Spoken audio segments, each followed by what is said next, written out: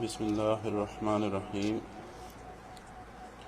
الحمد للہ وکفى وسلام علی عبادہ الذین اصطفى اما بعد اعوذ باللہ من الشیطان الرجیم بسم اللہ الرحمن الرحیم فاذکرونی اذکرکم تم مجھے یاد کرو میں تمہیں یاد کروں گا۔ تو اللہ رب العزت کو کی یاد میں اس پیارے پروردگار کی محبت میں ہم لوگ محض اسی کی عطا کی ہوئی توفیق سے بیٹھتے ہیں اور اس کا شکر ادا کرتے ہیں کہ اللہ تعالیٰ اس بیٹھنے کو ہمارے لیے ذخیرہ آخرت بنا دیں اور قیامت والے دن ہمیں عرش کا سایہ عطا فرما دیں۔ آج جو حکایت عاجز آپ کو بیان کرے گا وہ حضرت لقمان علیہ السلام کے متعلق ہے۔ حضرت لقمان علیہ السلام کسی رئیس کے ہاں نوکری کرتے تھے۔ اللہ تعالیٰ کی محبت اور معیت سے ان کے اندر ایسے پاکیزہ اور عالی اخلاق و عادات موجود تھے جو انسانیت کی رفعت و شرافت و مقبولیت عند اللہ کے صحیح مصداق تھے، جن کی تفسیر اور تشریح حق تعالی شانہ نے سورہ لقمان میں بیان فرمائی ہے۔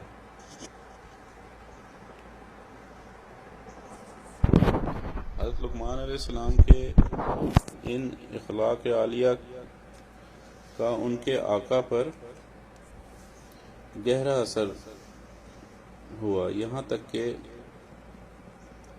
اس رئیس نے ان کو اپنا مقرب اور محبوب بنا لیا اور خود ان کا محب اور باطنی غلام بن گیا۔ از محبت شاہ بدہ می شود، مولانا رومی رحمۃ اللہ علیہ فرماتے ہیں کہ یہ محبت کی کرامت ہے کہ محبت سے بادشاہ اپنے محبوب کا غلام بھی بن جاتا ہے۔ تو آج کل کیا ہوتا ہے کہ ہم لوگ محبت کا بیج بوتے ہی نہیں ہیں، کسی کے ساتھ محبت کر کے دکھاتے ہی نہیں کہ بھائی مجھے تمہارے ساتھ اللہ کے لیے محبت ہے۔ جب آپ کسی بندے کو یہ کہیں گے کہ مجھے آپ سے اللہ کے لیے محبت ہے، تو پھر آپ دیکھیں کہ یہ گویا آپ نے بیج بو دیا۔ پھر اس کو جب اللہ کی محبت کا اور تعلق کا پانی اور رستہ ملتا ہے تو پھر یہ ایک پھلدار درخت بن کے ابھرتا ہے۔ تو پہلے محبت کا بیج بویا جاتا ہے اور پھر صبر کا میٹھا پھل کاٹا جاتا ہے یا کھایا جاتا ہے۔ جب محبت کا بیج ہی نہیں بوئیں گے تو پھر نفرت کا بیج ہی بویا جائے گا یا زمین بنجر رہ جائے گی۔ پھر اس رئیس کا یہ معمول ہو گیا کہ ہر نعمت کھانے سے پہلے حضرت لقمان علیہ السلام کی خدمت میں پیش کرتا، اور جب لقمان علیہ السلام آسودہ ہو کر کھا لیتے تو بچا ہوا کھانا یہ رئیس کھاتا۔ حضرت لقمان علیہ السلام اس رئیس کی محبت اور عادت کی رعایت سے کھا لینے کے بعد بقیہ اس کے لیے بھیج دیا کرتے۔ ایک دن آقا کی خدمت میں کہیں سے خربوزہ آیا۔ اس وقت حضرت لقمان علیہ السلام موجود نہ تھے۔ رئیس نے غلام بھیجا کہ جاؤ حضرت لقمان علیہ السلام کو بلا لاؤ۔ جب حضرت لقمان علیہ السلام تشریف لائے تو رئیس نے اپنے ہاتھ سے اس خربوزے کی کاشیں بنائیں اور ایک ایک کاش محبت سے کھلاتا جاتا اور دل ہی دل میں مسرور ہوا جاتا کہ میری محبت کا ان پر کیا اثر ہوگا۔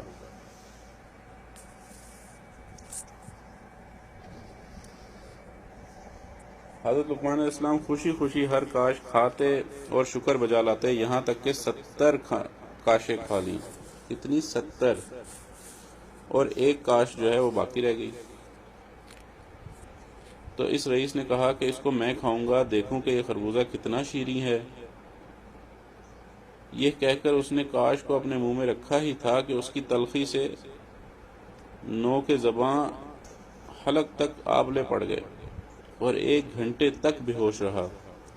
جب افاقہ ہوا تو حضرت لقمان علیہ السلام سے عرض کیا کہ اے جان جاں، آپ نے کس طرح اس خربوزے کو حلق سے فرو کیا اور اس قہر کو کس طرح لطف سمجھا؟ جب ایک کاش کھانے پر مجھ پر یہ بلا آئی تو 70 کاشوں کو آپ نے کس طرح برداشت کیا؟ حضرت لقمان علیہ السلام نے ارشاد فرمایا کہ اے خواجہ، آپ کے دست نعمت سے 100 نعمتیں کھائی ہیں جن کے شکر کے بوجھ سے میری کمر خمیدہ ہو رہی ہے، بس مجھے اس بات سے شرم آتی ہے کہ جس ہاتھ سے اس قدر نعمتیں ملی ہوں اسی ہاتھ سے آج اگر ایک تلخی عطا ہو رہی ہے تو اس سے انحراف اور روگردانی کروں۔ اے خواجہ، شکر عطا کرنے والے، آپ کے ہاتھ کی لذت نے اس خربوزہ کی تلخی کو شیریں میں مبدل کر دیا۔ لذت دست شکر بخش تو داشت، اندری بطیخ تلخی کے گذاشت۔ چنانچہ حضرت مولانا شاہ پھول پوری رحمۃ اللہ علیہ اپنی مجالس رشد و ہدایت میں اس واقعے کو اکثر بڑے اہتمام سے ارشاد فرمایا کرتے تھے اور آخری شعر مذکور کو بہت ہی لذت سے بار بار پڑھا کرتے تھے،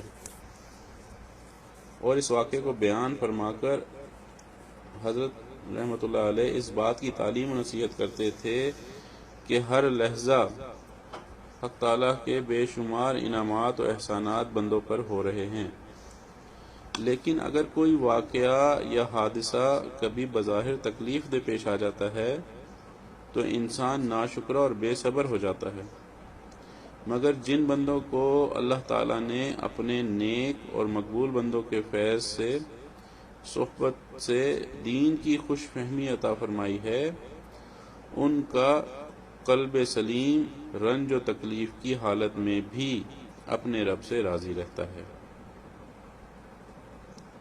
ان کا قلب سلیم رنج و تکلیف کی حالت میں بھی اپنے رب سے راضی رہتا ہے۔ اس وقت وہ بندے دین کی اس سمجھ سے کام لیتے ہیں اور سوچتے ہیں کہ یہ دنیا شفا خانہ ہے اور ہم سب مریض ہیں۔ طبیب مریض کو حلوہ بادام کھلاتا ہے اور کبھی چرائتا اور گلو، تلخ دوائیں پلاتا ہے، اور دونوں حالتوں میں مریض ہی کا نفع ہے۔ اسی طرح حق تعالی حکیم بھی ہیں، حاکم بھی ہیں اور رحیم بھی ہیں۔ پس ہمارے اوپر تقدیر الہیہ سے جو حالات بھی آتے رہتے ہیں، خواہ راحت کے ہوں یا تکلیف کے، ہر حال میں ہمارا ہی نفع ہے۔ حدیث شریف میں ہے کہ علم الہی میں بعض بندوں کے لیے جنت کا وہ عالی مقام تجویز ہو چکا ہے، لیکن اس مقام تک پہنچنے کے لیے ان کے پاس عمل نہیں ہوتا، تو حق تعالیٰ انہیں کسی مصیبت میں مبتلا کر دیتے ہیں جس پر وہ صبر کر کے اس مقام کو حاصل کرنے کے قابل ہو جاتا ہے۔ چنانچہ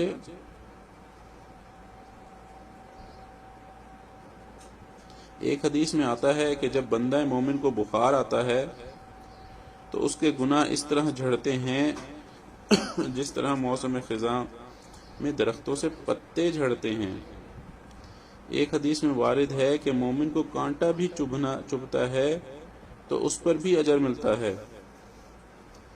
ایک حدیث میں آتا ہے کہ جب دنیا کے مصائب پر صبر کے عوض قیامت کے دن ثواب عطا ہونے لگیں گے تو ہر مصیبت زدہ تمنا کرے گا کہ کاش دنیا میں میری کھال کینچی سے ٹکڑے کر کے رکھ دی جاتی تو آج کیا ہی اچھا انعام ملتا۔ تو پس مومن کو چاہیے کہ تکلیف کی حالت میں بھی راضی رہے، یعنی زبان پر شکایت اور دل میں اعتراض نہ لائے، اللہ تعالیٰ سے راضی رہے، البتہ گناہوں سے استغفار اور عافیت کی دعا خوب کرتا رہے کہ اے اللہ ہم کمزور ہیں، بلاؤں کے تحمل کی طاقت نہیں، آپ اپنی رحمت سے اس نعمت بلا کو عافیت کی نعمت سے بدل فرما دیجیے۔ مصیبت اور بلا کو مانگنے کی ممانعت ہے اور عافیت طلب کرنے کا حکم ہے۔ بلاؤں کا مانگنا اپنی بہادری کا دعویٰ ہے اور عافیت مانگنا اپنے ضعف اور عاجزی کا اظہار ہے، جو عند اللہ محبوب ہے۔ یہاں پہ ایک نقطے کی بات سمجھ لیجئے کہ یہ ساری باتیں ان کے لیے ہیں جو اللہ پر، اللہ کے پیارے حبیب صلی اللہ علیہ وسلم پر، فرشتوں پر، اللہ تعالیٰ کی کتابوں پر، یوم آخرت پر اور اچھی بری تقدیر پر ایمان رکھتے ہیں۔ جن کا اللہ پر ایمان ہے، روز آخرت پر ایمان ہے، یہ ساری باتیں ان کے لیے ہیں۔ اور جو اس دنیا کو ہی سمجھتے ہیں کہ بھئی کیا مصیبت ہے کہ یہاں پہ حالات آ رہے ہیں اور وہاں پہ یہ ہوگا اور یہاں پہ یوں ہوگا، دماغ کے اندر کھچڑی پکی ہوئی ہے، وہ بھی گندگی کی، تو ان کو کچھ سمجھ بھی نہیں آتی بات۔ تو کسی شاعر نے اس کو کہا ہے کہ زور راہ بگزار زاری راہ گزیں، رحم سوئے زاری عائد مہین، اے لوگو اپنے زور و طاقت کو ترک کر دو اور گریہ زاری اختیار کرو، کہ حق تعالیٰ کی رحمت گریہ زاری یعنی رونے دھونے ہی کی طرف متوجہ ہوتی ہے۔ جن بعض لوگوں کو رونا دھونا اچھا نہیں لگتا، حق تعالیٰ کی بارگاہ میں نالہ و تضرع کرتے رہو تاکہ شاداں و خوش رہو، اور گریہ زاری اختیار کرو تاکہ تبسم لب کے بغیر ایسے شگفتہ خنداں رہو کہ ہزار تبسم لب و دہن اس شگفتگی قلب پر قربان ہو۔ اگر ہمیشہ عافیت اور راحت ہی رہے تو مزاج عبدیت استقامت سے ہٹ جائے، بغیر تکلیف و مصیبت کے زاری اور شکستگی پیدا نہیں ہوتی۔ حدیث قدسی میں آتا ہے، حق تعالی شانہ ارشاد فرماتے ہیں کہ میں ٹوٹے ہوئے دلوں کے پاس رہتا ہوں،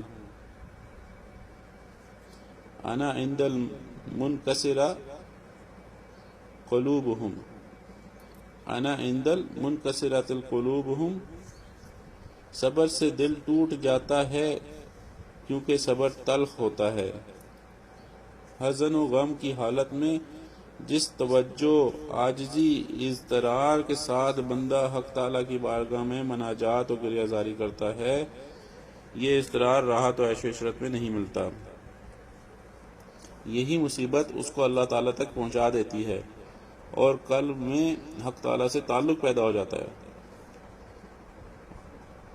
حضرت خواجہ مجذوب رحمۃ اللہ علیہ فرماتے ہیں، بڑھ گیا ان سے تعلق اور بھی دشمنی خلق رحمت ہو گئی۔ تو یہ جو حالات آتے ہیں نا، ان کے اوپر شکر ادا کیا کریں اور عافیت مانگا کریں۔ جب تک کمپٹیشن نہیں ہوتا تب تک مقابلے کا مزہ نہیں آتا، اکیلے دوڑ میں دوڑتے ہوئے۔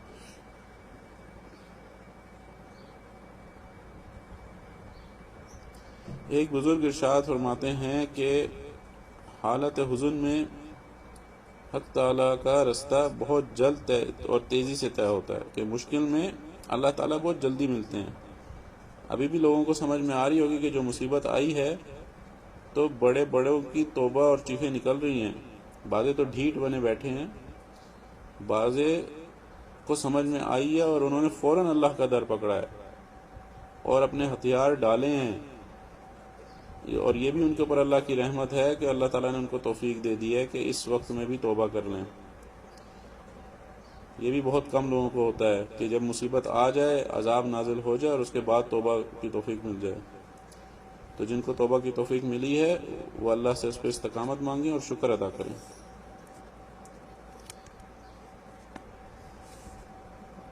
چنانچہ اللہ تعالیٰ کی خصوصی معیت نصیب ہوتی ہے، اور اللہ تعالیٰ فرماتے ہیں ان اللہ مع الصابرین، کہ اللہ صبر کرنے والوں کے ساتھ ہیں۔ اب بعض لوگ سمجھتے ہیں کہ جی ہمارے اوپر کوئی پہاڑ ہی ٹوٹے گا تو صبر ہوگا۔ اس مضمون کو ایک بزرگ نے اس طرح سے ارشاد فرمایا ہے کہ خلاصہ دنیا کی چند روزہ زندگی کے ایام، خواہ عیش کے ہوں یا تکلیف کے، سب کو فنا ہے۔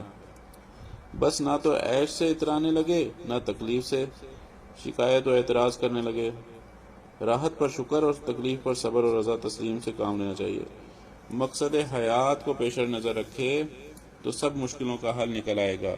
مقصد حیات صرف رضائے حق کا حصول ہے، اور حق تعالیٰ کے راضی ہونے کا طریقہ ان کے بتلائے ہوئے قانون پر اہتمام سے عمل کرنا ہے، اور کوتاہیوں پر توبہ اور استغفار کرتے رہنا ہے۔ یہاں پہ ایک چیز کی اور بھی وضاحت کرتے چلیں کہ رمضان المبارک میں جن کو بخشش ملتی ہے نا، وہ ان لوگوں کو ملتی ہے جو ساری زندگی کے لیے توبہ کرتے ہیں۔ ان کو نہیں ملتی کہ جی فصلی بٹیرے بنتے ہیں کہ جی ہاں رمضان آ رہا ہے، ادھر اس میں تو ہم توبہ کر لیتے ہیں، چاند رات کو چلیں گے، دیکھیں گے لڑکیاں چوڑیاں پہنتی ہیں، ان کو چوڑیاں پہنانے چلیں گے یا پھٹے لگائیں گے، اور جو چاند رات کو مہندیاں لگائیں گے اور یہ کریں گے، موٹر سائیکلوں پہ نکلیں گے، سلنسر نکالیں گے، کہ سارا رمضان تو عبادت میں گزاری اور عین جب چاند رات آئی تو اپنے رشتہ دار کے آزاد ہونے کی خوشی میں خوشیاں منائیں۔ ایسے نہیں ہے۔ جو توبہ کرے گا اور اس نیت سے کرے گا کہ آئندہ نیکوکاری کی زندگی گزاروں گا، بعد میں گناہ ہو جائیں وہ ایک الگ بات ہے، لیکن نیت اس کی ابھی سے یہ ہوگی کہ میں آئندہ نیکوکاری کی زندگی گزاروں گا، میں نے پکی توبہ کی ہے، تو پھر اس کی مغفرت ہوگی۔ اگر کوئی یہ سوچے گا نا کہ میں اللہ کو بیوقوف بنا لوں گا، تو یہ اس کی خام خیالی ہے۔ ہمارے حضرت دامت البرکاتہ فرماتے ہیں کہ جو مرید 420 ہوتے ہیں نا، ان کے شیخ 840 ہوتے ہیں، اور جو مرید 840 ہوتے ہیں ان کے شیخ 1680 ہوتے ہیں۔ تو یہ تو انسانوں کا حال ہے۔ اللہ تعالیٰ تو ہر چیز کا علم رکھنے والے ہیں کہ کیا ہو گیا ہے اور کیا ہوگا، ٹھیک ہے نا، ہر چیز کا علم ہے، کامل علم ہے اللہ تعالیٰ کے پاس۔ تو اس لیے آپ اللہ تعالیٰ کو دھوکہ نہیں دے سکتے، اللہ تعالیٰ کے آگے اپنے ہتھیار ڈال دیں۔ چنانچہ حضرت حکیم الامت حضرت مولانا اشرف علی تھانوی رحمۃ اللہ علیہ کا ارشاد ہے کہ گنہگار اور نافرمان پر بھی تکالیف اور بلائیں آتی ہیں، اور نیکوکاروں اور فرمانبرداروں پر بھی آتی ہیں، پھر دونوں میں فرق کیسے ہو کہ یہ بلا و تکلیف شامت اعمال ہے یا ذریعہ قرب الہی ہے؟ تو اس کی پہچان یہ ہے کہ جس مصیبت و تکلیف میں اتباع سنت نصیب رہے اور قلب میں حق تعالی شانہ کے ساتھ محبت اور انس اور رضا کا تعلق اور رابطہ محسوس ہو، تو سمجھنا چاہیے کہ تکلیف ذریعہ قرب الہی ہے، اور جس تکلیف سے دل میں ظلمت، وحشت، حق تعالیٰ سے دوری محسوس ہو اور بے چینی ہوتی رہے کہ کیا مسئلہ ہے بھائی، کیا مسئلہ ہے، تو توفیق انابت اور گرہ زاری نہ عطا ہو، تو سمجھ جانا چاہیے کہ یہ شامت اعمال بد ہے۔ تو اسی وقت استغفار کی کثرت کرنی چاہیے۔ سورہ نوح میں استغفار کی برکت مذکور ہے کہ استغفار سے حق تعالی شانہ بارش فرماتے ہیں اور باغات عطا فرماتے ہیں اور اولاد میں برکت عطا فرماتے ہیں۔ چنانچہ حضرت رومی رحمۃ اللہ علیہ نے ارشاد فرمایا کہ غم چوبینی زود استغفار کن، غم بھی امر خالق آمد کار کن۔ مولانا روم رحمۃ اللہ علیہ فرماتے ہیں کہ جب تم دل میں غم محسوس کرو تو فوراً استغفار کرو، استغفار کرنے میں مشغول ہو جاؤ۔ بعض اوقات بعض لوگ کہتے ہیں کہ جی ہمارا دل ایک دم غمگین ہو جاتا ہے، ہم ایک دم پریشانی میں چلے جاتے ہیں، ہماری کیفیت ایک دم بدل جاتی ہے، بہت اچھے ہوتے ہیں، سب کچھ کر رہے ہوتے ہیں، لیکن پتہ نہیں ایک دم اداس ہو جاتے ہیں۔ تو یہ ان کے لیے ہے کہ فوراً استغفار کریں اور اس غم کو استغفار کا غم بنا لیں۔ غم حکم الہی سے آتا ہے، اس لیے معمولات ذکر وغیرہ میں سستی مت کریں۔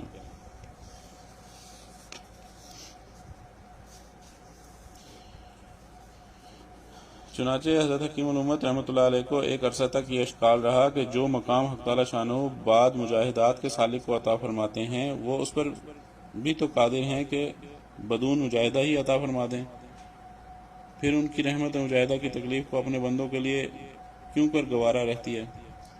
تو حضرت رحمۃ اللہ علیہ فرماتے ہیں کہ ایک دن خود بخود قلب میں اس اشکال کا حل وارد ہوا، وہ یہ کہ بدون مجاہدہ اگر تمام مقامات سالک کو عطا کر دیے جائیں تو نعمت کی قدر نہیں ہوتی، اور قدر نعمت نہ ہوتی تو نعمت کا بقا اور اس کی ترقی نہ ہوتی، کیونکہ جس طرح شکر پر نعمت کی زیادتی منصوص ہے اسی طرح اس کے عکس پر سلب کا خطرہ ہے۔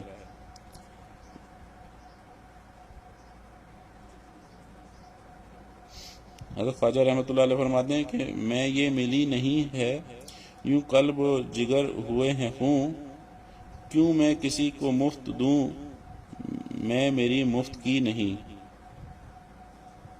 مولانا روم رحمۃ اللہ علیہ فرماتے ہیں با چنائے رحمت کے وارد شاہ حش، بے ضرورت از چہ گوید نفس کش، کہ وہ شاہ عقول اس قدر رحمت رکھنے والا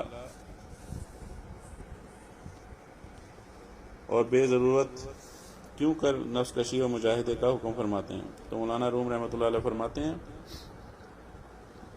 کہ اس کا جواب بھی ارشاد فرماتے ہیں کہ بدون مجاہدہ نفس قلب کے اندر وہ نور حق پیدا نہیں ہوتا جو ایمان حقیقی اور معیت خاصہ الہیہ کا ادراک کر لے۔ تو مصیبت آنا جو ہے وہ انسان کو اللہ تعالیٰ سے واصل کرتی ہے۔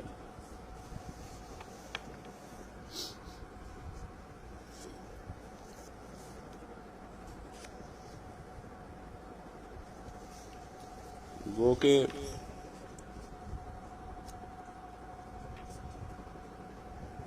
آج ایک بات اپنی بتا کے تو اپنے اس مضمون کو یہاں پہ ختم کرتا ہے، وہ یہ کہ بعض لوگ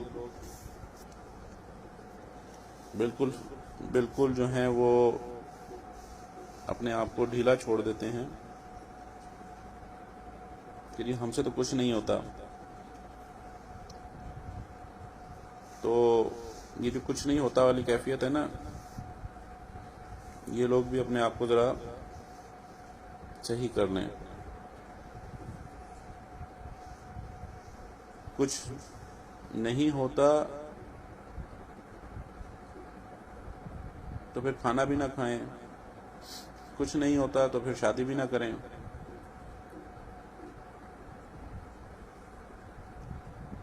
ایسے لوگ صرف دوسری چیزوں پر کمنٹ کرتے ہیں، جو کچھ نہیں کرتے وہ صرف اعتراض کرتے ہیں۔ تو اعتراض کرنے سے بچنا چاہیے۔ اللہ تعالیٰ اس سننے کو اور پڑھنے کو ہمارے لیے ہماری باطنی اصلاح کا ذریعہ بنا دیں اور اپنی محبت کو پانے کا ذریعہ بنا دیں۔ اللہ تعالیٰ ہم سب پر خصوصی فضل و کرم فرمائیں اور اپنی رحمت کے دروازے کھول دیں۔ چنانچہ بات کو ختم کرنے سے پہلے جو ہے آج آپ کو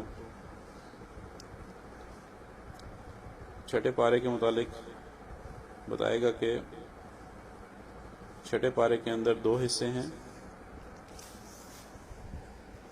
چونکہ قرآن مجید فرقان حمید رمضان المبارک میں نازل ہوا اور ہمارے لیے مشعل راہ ہے، اور جیسے کسی مشین کو استعمال کرنے کے لیے مینول ہوتا ہے، تو انسان کو استعمال کرنے کا مینول جو ہے یہ قرآن مجید ہے۔ تو بہرحال اللہ تعالیٰ نے سورہ نساء کا بقیہ حصہ اور سورہ مائدہ کی ابتدائی آیت نازل فرمائی ہیں۔ پہلے حصے میں سورہ نساء کے بقیہ حصے میں 3 باتیں ہیں کہ یہود کی مذمت ہے، نصارہ کی مذمت ہے، میراث کی بات ہے۔ یہود کی مذمت کیسے ہے کہ انہوں نے حضرت عیسیٰ علیہ السلام کو قتل کرنے کی کوشش کی، مگر اللہ تعالیٰ نے حضرت عیسیٰ علیہ السلام کی حفاظت فرمائی۔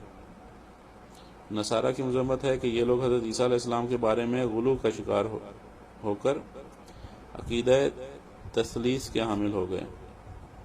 تثلیث سے مراد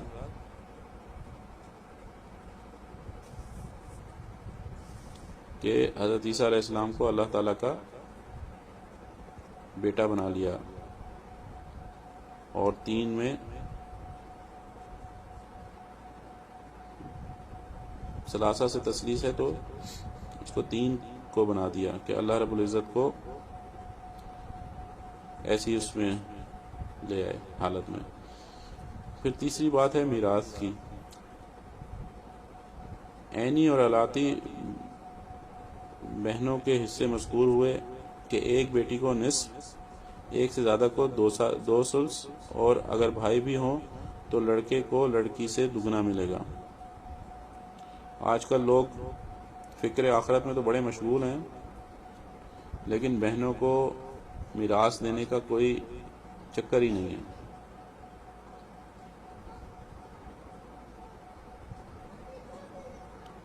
ان کو آخرت کی تو فکر لگی ہوئی ہے کہ جی آخرت سنور جائے، لیکن جو پیچھے کام کر کے آئے ہوتے ہیں بعض اوقات وہ ساری عمر کے لیے پھنسائے رکھتے ہیں۔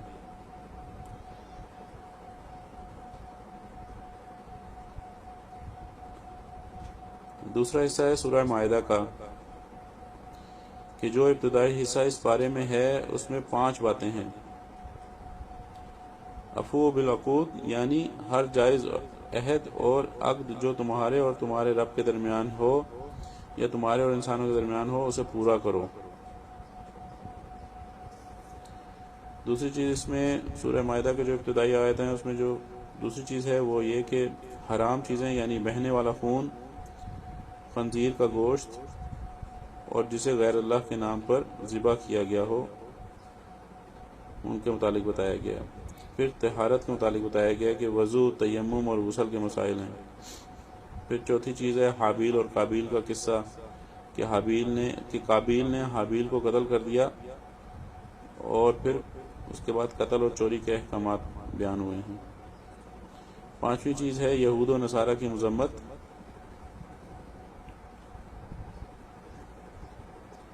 کہ یہ لوگ خود کو اللہ تعالیٰ کا بیٹا کہتے ہیں، حالانکہ ان پر اللہ تعالیٰ کا عذاب بھی آتا ہے۔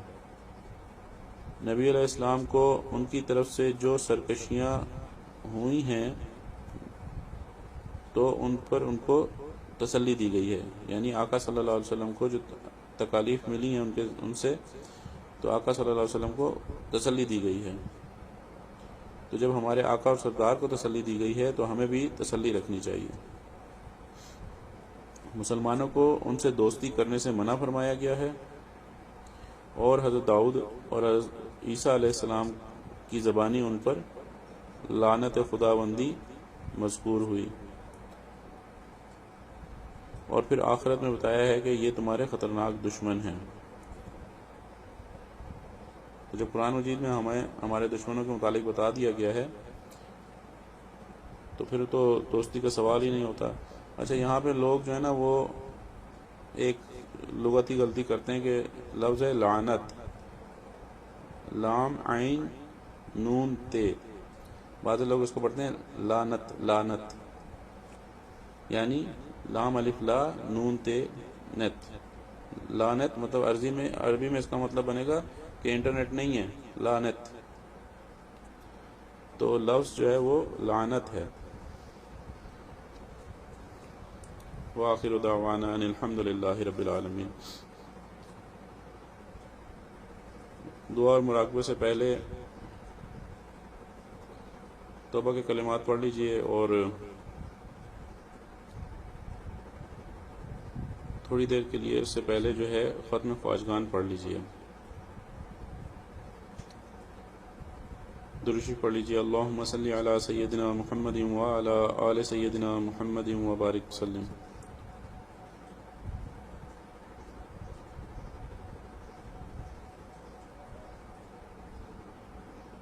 بسم اللہ الرحمن الرحیم، حسبنا اللہ ونعم الوکیل۔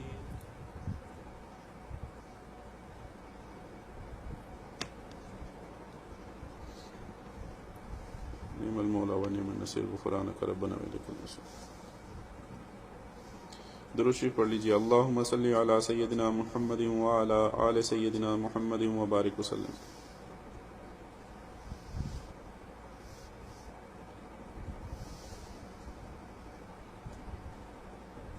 بسم اللہ الرحمن الرحیم، یا خفی اللطف ادرکنی بلطفک الخفی۔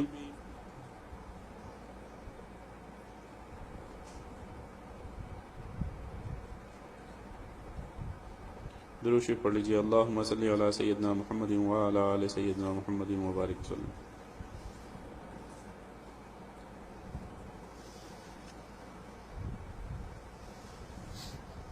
بسم اللہ الرحمن الرحیم، یا باقی انت الباقی۔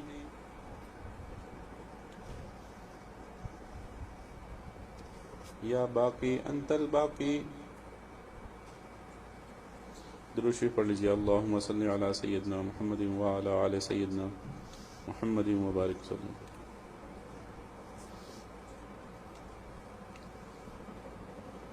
بسم اللہ الرحمن الرحیم، لا حول ولا قوة الا باللہ۔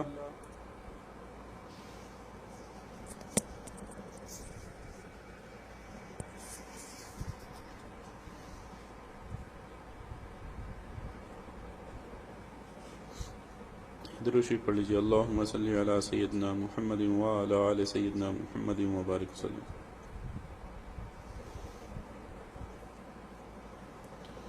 بسم اللہ الرحمن الرحیم، لا الہ الا انت سبحانک انی کنت من الظالمین۔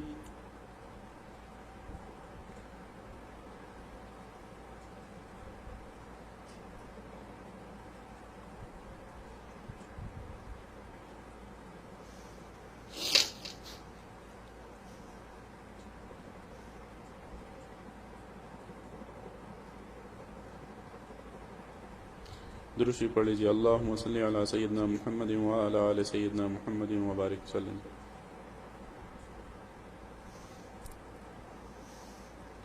بسم اللہ الرحمن الرحیم، یا حی یا قیوم برحمتک استغیث۔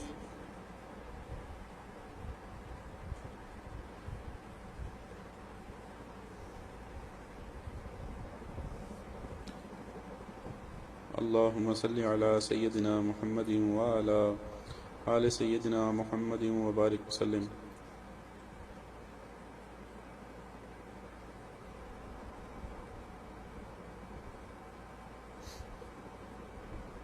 بسم اللہ الرحمن الرحیم، انا للہ و انا الیہ راجعون۔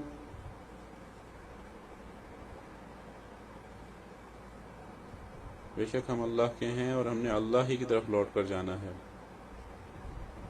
تو اللہ کی طرف جانے سے پہلے ہی دنیا میں سارے معاملات سیدھے کر لیں۔ انا للہ و انا الیہ راجعون، انا للہ و انا الیہ راجعون۔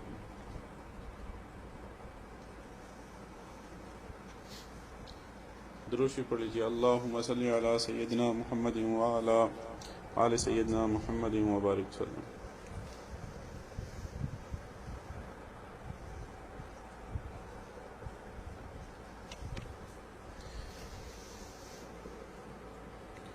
بسم اللہ الرحمن الرحیم،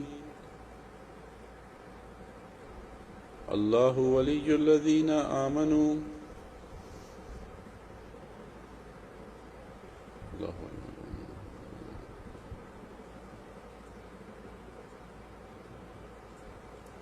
درود شریف پڑھ لیجیے اللہم صلی علی سیدنا محمد وعلی آل سیدنا محمد وبارک وسلم۔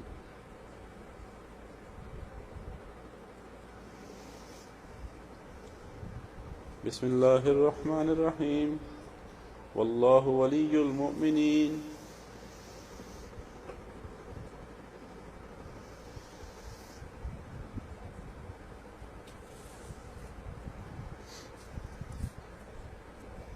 اللہم صلی علی سیدنا محمد وعلی آل سیدنا محمد وبارک وسلم۔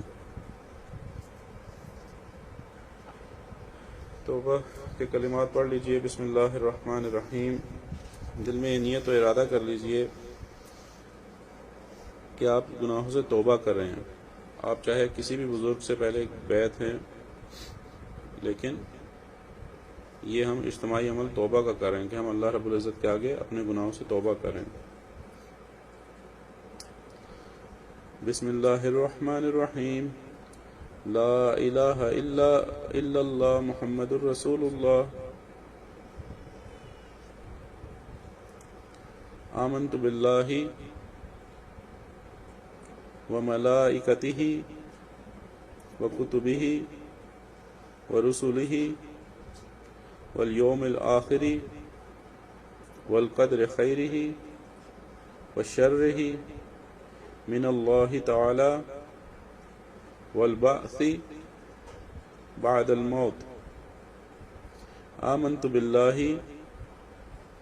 کما ہوا باسمائہ وصفاتہ وقبلت جمیع احکامہ اقرار باللسان وتصدیق بالقلب۔ اشہد ان لا الہ الا اللہ واشہد ان محمدا عبدہ ورسولہ۔ استغفر اللہ ربی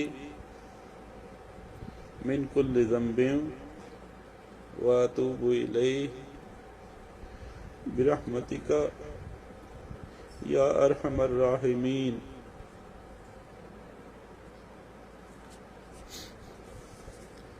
تھوڑی دیر کے لیے مراقبہ کر لیں۔ مراقبے کا مطلب سمجھ لیں آسان لفظوں میں یہ کہ موبائل کو چارجنگ پہ لگاتے ہیں تو خود بھی اللہ کی طرف متوجہ ہو جائیں اور دنیا کی علائشوں سے ہٹ کٹ کے بس اپنے آپ کو، اپنی روح کو چارج کرنے کے لیے، اپنے دل کی بیٹری کو چارج کرنے کے لیے اللہ کی طرف متوجہ ہو جائیں کہ اللہ کی رحمت آ رہی ہے، ہمارے دلوں میں سما رہی ہے اور دل کی ظلمت اور سیاہی دور ہو رہی ہے، اور ہمارا دل کہہ رہا ہے اللہ اللہ اللہ۔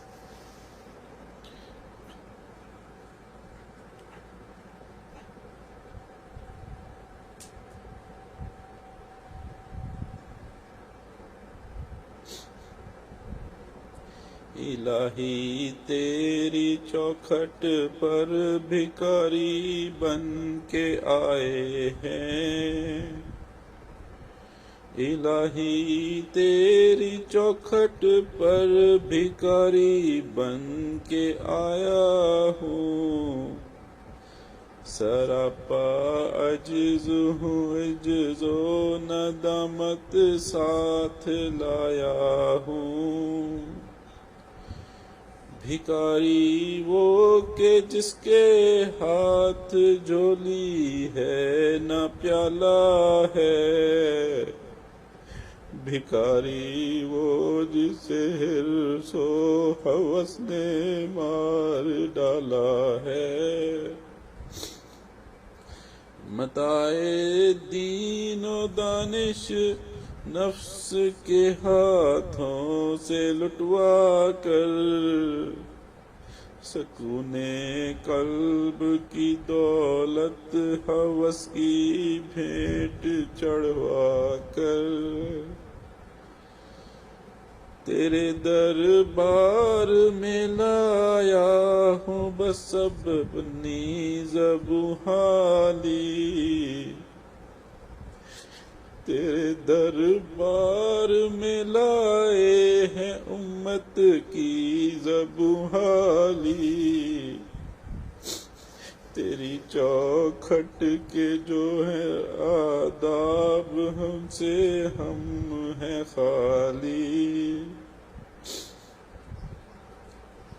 الہی تیری چوکھٹ پر بھکاری بن کے آئے ہیں،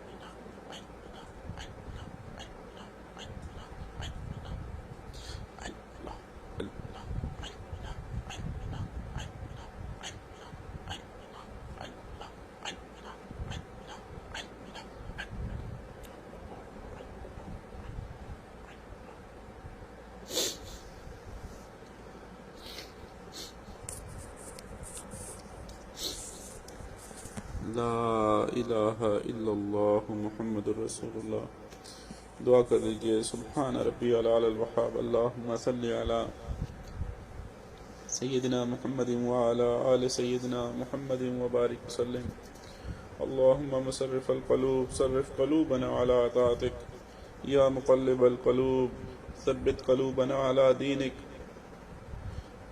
یا حی یا قیوم، یا حی یا قیوم، یا حی یا قیوم، یا ذو الجلال والاکرام، یا ذو الجلال والاکرام، یا ذو الجلال والاکرام، یا ارحم الراحمین، یا ارحم الراحمین، یا ارحم الراحمین۔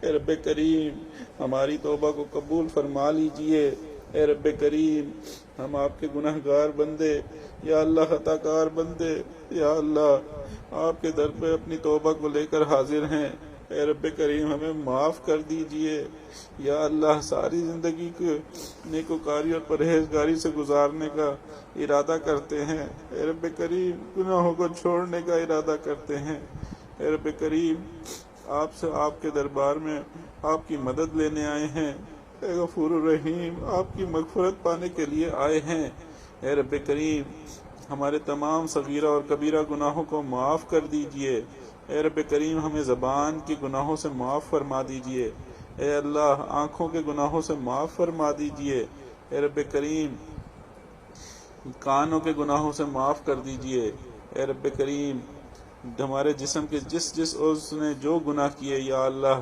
سب کو معاف کر دیجئے، اے رب کریم جن لوگوں کے متعلق ہم سے غیبتیں ہوئیں، خطائیں ہوئیں، اے رب کریم آپ ان کے اوپر فضل کر دیجئے، ان سے ہمیں معافی دلوا دیجئے، اے رب کریم جو حقوق اللہ میں کمی ہے اس کو آپ اپنے فضل سے معاف فرما دیجئے، جو حقوق العباد کی کوتاہیاں ہیں اے رب کریم ہمیں ان سے معافی دلوا دیجئے اور ان کو اس رمضان میں راضی کر دیجئے، اے رب کریم ان کو اپنی رحمت خاصہ سے بہترین اجر و بدلہ عطا فرمائیے، اے میرے مالک اور ہمارے نفس کی اصلاح فرما دیجئے، اے رب کریم عافیت کے ساتھ ہمیں ہمارا تزکیہ نفس فرما دیجئے، اے رب کریم اپنی رحمت کے ساتھ ہمارا تصفیہ قلب بھی فرما دیجئے، اے رب کریم ہمیں قلب سلیم عطا فرمائیے، اے میرے مالک ہمیں قلب منیب عطا فرما دیجئے، اے رب کریم مکروہات شرعیہ کو مکروہات طبعیہ بنا دیجئے، اے رب کریم ہمیں شب زندہ دار لوگوں میں شامل فرما دیجئے،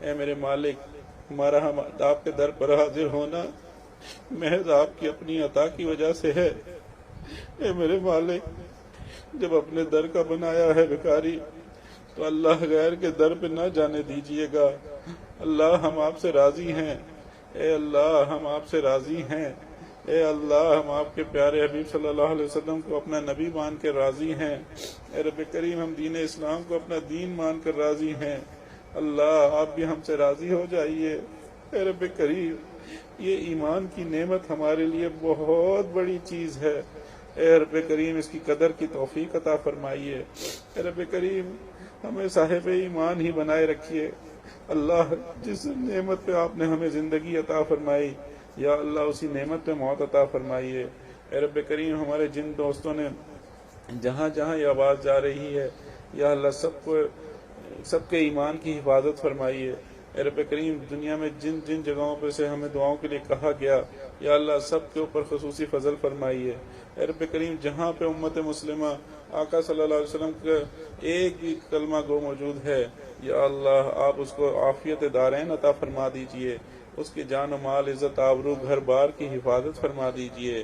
اے رب کریم جو کام کاج کے مشکل میں پھنسے ہیں یا اللہ آپ ان کو عافیت والا برکت والا رزق و روزگار عطا فرمائیے۔ اے رب کریم جو گھر بار کی وجہ سے پریشان ہیں یا اللہ آپ ان کو سکون والی زندگی عطا فرمائیے۔ اے رب کریم جو ماں باپ کی وجہ سے پریشان یا اللہ آپ ان کو والدین کا فرما بردار بنا دیجئے۔ اے رب کریم جو بچے اپنے والدین سے بچھڑ گئے ہیں یا جو بچیاں بچھڑ گئی ہیں، اے رب کریم والدین کو معاف کرنے کی توفیق عطا فرمائیے اور بچوں کو والدین سے معافی مانگنے کی توفیق عطا فرما دیجئے۔ اے رب کریم صلہ رحمی کی توفیق عطا فرما دیجئے۔ اے رب کریم جو قرضوں میں جکڑے ہوئے ہیں ان کو عزت اور عافیت کے ساتھ قرضوں سے نجات عطا فرما دیجئے۔ اے رب کریم جن گھروں میں جوان بچے اور بچیاں ہیں یا اللہ آپ ان کے مستقبل کو روشن فرما دیجئے۔ اے پیارے اللہ اپنی نعمت خاصہ ہمیں عطا فرمائیے، اللہ ہمیں اپنی محبت عطا فرمائیے۔ اے رب کریم ہم نے یہ روزہ آپ کا اور آپ کے پیارے حبیب صلی اللہ علیہ وآلہ وسلم کا حکم مانتے ہوئے فرض کیے ہوئے ان روزوں کو شریعت کی طرف سے حکم سمجھتے ہوئے ثواب کی نیت سے رکھا۔ اے رب کریم اس کو ہماری طرف سے قبول فرما لیجئے اور ہمیں اس کا بہترین اجر و بدلہ عطا فرما دیجئے۔ اے رب کریم ہماری ان دعاؤں کو اپنی رحمت سے قبول فرما لیجئے۔ اے رب کریم اس روزے کے بدلے ہمیں اپنی قیامت کے اس دن تک اپنی رضا عطا فرما دیجئے اور جنت الفردوس میں اپنا دیدار عطا فرما دیجئے۔ اے رب کریم ہماری ان دعاؤں کو اپنی رحمت سے قبول فرما دیجئے۔ اللہ ہم اپنے قد سے بڑی دعائیں مانگتے ہیں، رب کریم ہماری اپنی اوقات تو گوبر اٹھانے والی ہے رب کریم، لیکن جب ہم آپ کی شان کریمی دیکھتے ہیں تو ہمارا دل للچا جاتا ہے۔ آپ کی شان عطا دیکھتے ہیں تو رب کریم ہم بے اختیار اپنے قد سے اونچی دعائیں مانگ لیتے ہیں۔ ہے اللہ ہم سب کو اپنا ولی بنا لیجئے۔ اے رب کریم ہم میں سے کسی ایک کو بھی محروم نہ فرمائیے۔ اے رب کریم گھر کی عورتوں کو اور بچوں کو ان کی خدمتوں پر بہترین اجر و بدلہ عطا فرمائیے۔ اے رب کریم گھروں میں اس ٹائم جو سب لوگ بند ہوئے کیفیت ہے یا اللہ اس سے بچوں کو ماں باپ سے عافیت عطا فرمائیے اور ماں باپ کو بچوں سے عافیت عطا فرمائیے۔ اے رب کریم جو عورتیں خدمت میں لگی ہیں یا اللہ ان کو بہترین اجر و بدلہ عطا فرمائیے اور ہماری ان دعاؤں کو اپنی رحمت سے قبول فرما لیجئے۔ اے رب کریم خصوصی فضل ہمارے حضرت دامت برکاتہم اور ان کے صاحبزاد گان پر فرمائیے، ان کے علم میں، ان کے فیض میں، ان کے زندگی جان و مال میں، رزق روزگار میں، کاروبار میں برکتیں اور عافیتیں عطا فرمائیے۔ اے رب کریم ہمارے تمام دوستوں کے لیے بھی یہ دعا قبول فرما لیجئے۔ اے رب کریم ہمارے کچھ دوست سولارس کی بیماری میں مبتلا ہیں یا اللہ آپ اس کو اس موذی مرض سے ان کو نجات عطا فرمائیے۔ اے رب کریم جو مختلف وبائی بیماریوں کا شکار ہیں اے رب کریم آپ ان کو شفا کاملہ عطا فرمائیے۔ اے رب کریم جن لوگوں نے دعاؤں کے لیے کہا ہے ان کی تمام دعاؤں کو اپنی رحمت سے قبول فرما لیجئے۔ جو مانگا عطا فرما دیجئے، جو مانگنا چاہیے تھا نہیں مانگ سکے رب کریم وہ بھی عطا فرمائیے۔ اے رب کریم جو خیریں آقا صلی اللہ علیہ وسلم نے مانگی ان خیروں میں ہم سب کو پوری امت مسلمہ کو حصہ عطا فرمائیے اور جن شرور سے پناہ مانگی ان شرور سے پناہ عطا فرمائیے۔ اے رب کریم اور ہمیں اپنی سچی محبت عطا فرمائیے اور ہمیں توبۃ النصوح عطا فرما دیجئے۔ اے رب کریم ہم آپ کے بھکاری ہیں، ہمیں آپ چاہیے ہیں، آپ کا تعلق چاہیے ہے۔ اے رب کریم ہمیں آپ کی محبت چاہیے ہے، اپنے عشق کی آتش کو ہمارے سینوں میں پیدا فرما دیجئے۔ اے رب کریم ہمارے انگ انگ سے اپنے ذکر کو جاری فرما دیجئے، ہڈی ہڈی بوٹی بوٹی میں اپنی یاد کو پیدا فرما دیجئے۔ اے رب کریم ہماری ان دعاؤں کو اپنی رحمت سے قبول فرما لیجئے۔ ربنا تقبل منا انک انت السمیع العلیم وتب علینا انک انت التواب الرحیم وصلی اللہ تعالی علی خیر خلقہ سیدنا محمد وعلی آلہ واصحابہ اجمعین برحمتک یا ارحم الراحمین آمین یا رب العالمین۔